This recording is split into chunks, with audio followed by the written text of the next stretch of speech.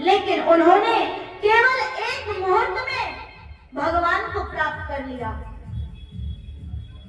एक मुहूर्त मतलब 48 मिनट, उसमें ही भगवान को प्राप्त कर लिया।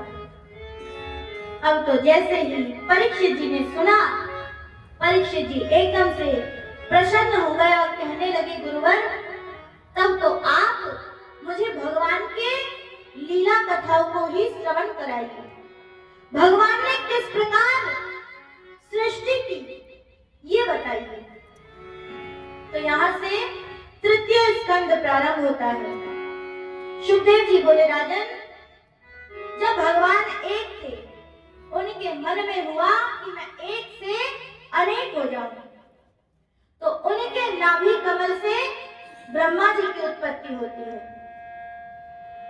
और यहाँ पर ब्रह्मा जी बाहर जब आए, कमल के ऊपर बैठे हैं, चारों तरफ जल ही जल, कुछ दिखाई नहीं दे रहा, केवल जल है।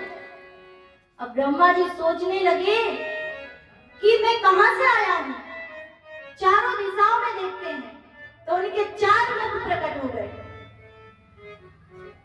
अब देखते ही देखते क्या देखते हैं कि कमल का ना, कमल के ऊपर बैठे हैं।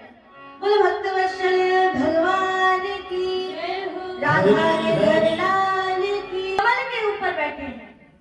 तो सोचते हैं कि मैं इसी के अंदर जाता हूं,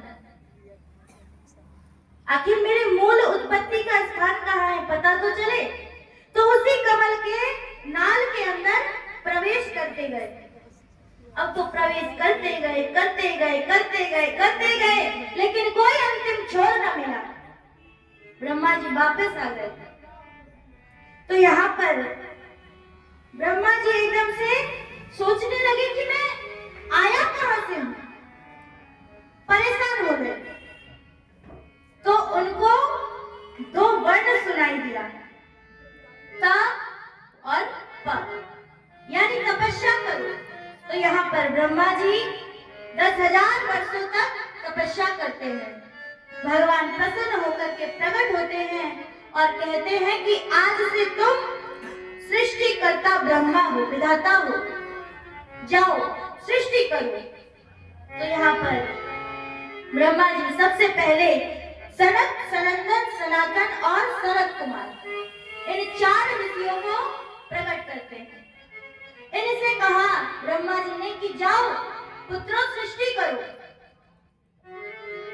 सनत कुमारों ने हाथ जोड़ लिए कि नहीं पिताजी, हम सृष्टि नहीं करेंगे। न जाने कितने कल्पों से हम इस संसार में फंस जाते हैं, इसलिए हम सृष्टि नहीं करेंगे। अब तो जैसे ही कहा कि सृष्टि नहीं करेंगे, ब्रह्मा जी की एकदम से भ्रिकुटी तन गई, क्रोध आ गया कि अरे मुझे मना करता है।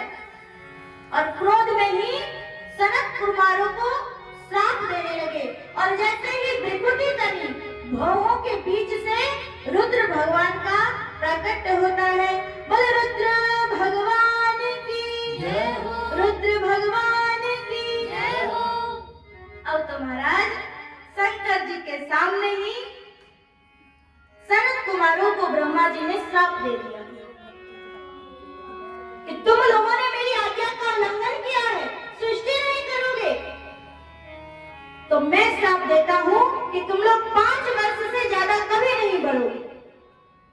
सनत कुमारों ने कहा कि पिताजी, आपने तो हमें वरदान ही दे दिया है कि 5 वर्ष से ज्यादा बढ़ेंगे नहीं, क्योंकि 5 वर्ष का जो बालक होता